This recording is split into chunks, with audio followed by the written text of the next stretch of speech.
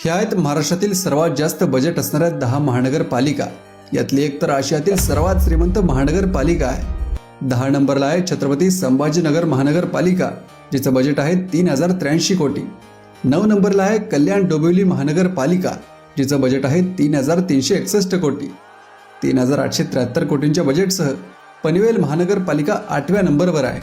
7 नंबरला आहे वसई विरार महानगरपालिका, जिचं बजेट आहे 3926 कोटी। 6 नंबरला आहे नागपूर महानगरपालिका, जिचं बजेट आहे 5438 कोटी।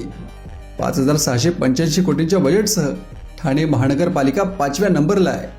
4थ्या नंबरला आहे नवी मुंबई महानगरपालिका, जिचं बजेट आहे 5709 कोटी।